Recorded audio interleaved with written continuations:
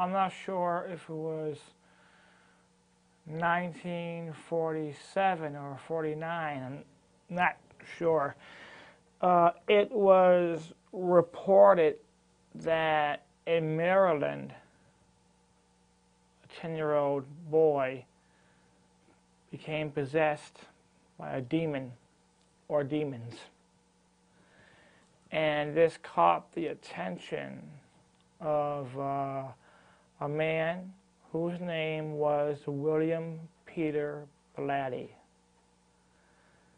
I think he became fascinated on this one case, and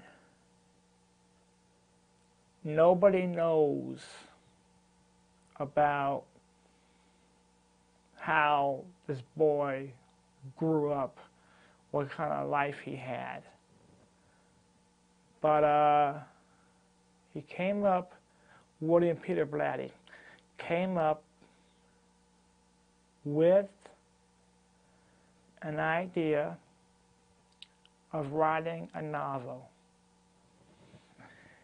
And there are certain elements that needed to be changed. First of all, the person who was possessed was a 10-year-old boy. And in the novel, the 10-year-old boy was changed to a 12-year-old girl.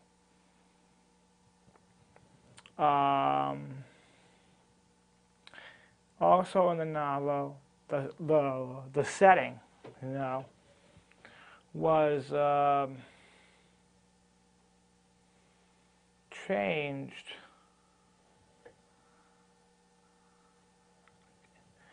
was changed from Maryland to Washington. And this book became The Exorcist. Very popular for its time. Very shocking and graphic.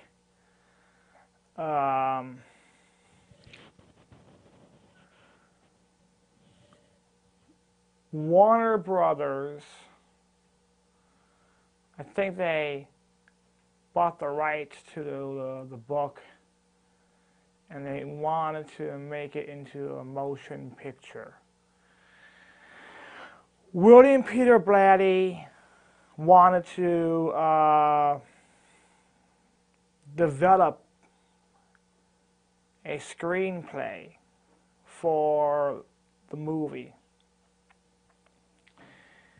And they were looking for a number of directors to make the movie. I think they were looking for Sidney Pollack.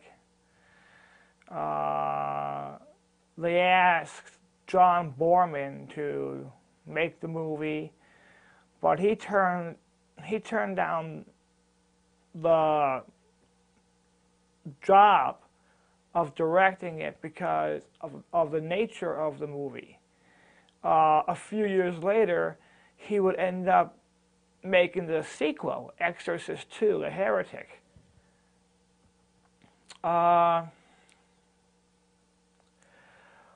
William Friedkin was chosen for the job of directing The Exorcist. He had just won an Academy Award for directing The French Connection. So they were looking for people to play certain characters and all. And for the role of Chris McNeil, Reagan McNeil's mother, they asked Sally Field, they asked Shirley MacLaine, everybody, and they finally chose Ellen Burstyn.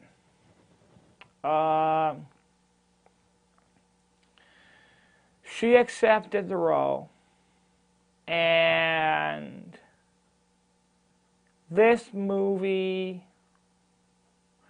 well, it was a long shoot from August 1972 through July 1973. And they basically shot the movie around the world, or halfway around the world. The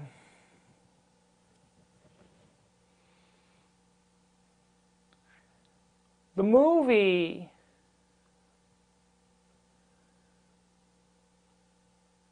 went through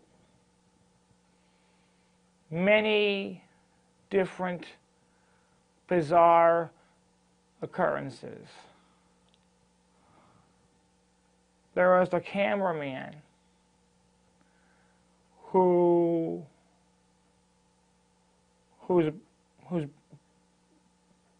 baby, who was not yet born, had died during birth, maybe. There was a fire on the set.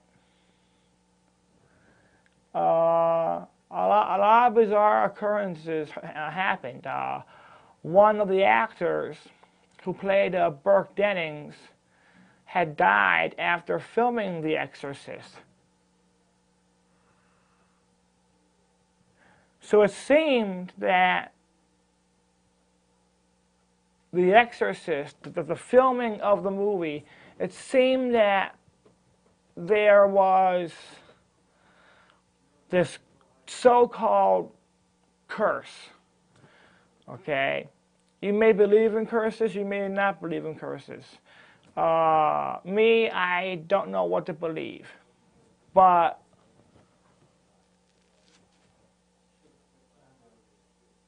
when the film came out, December 26th, 1973, there were a lot of people who were lining up to see this movie, okay? To see this movie. And these people, these moviegoers who went to see this movie, did not realize what they were going to be in for. Alright? Here are these people, they probably come in with this attitude like, this is a horror film like no other horror film, okay? Blah, blah, blah. I've seen these types of films before, and then all of a sudden, after watching it, they come out, and their mouths are like, and they look at each other, and it's like, do you believe what we had just seen? Do you believe it? You know? And there's a lot of people who were in shock, you know, because of this film. But at the same time, the movie seemed to garner respect, not as a horror film, but also as a film itself.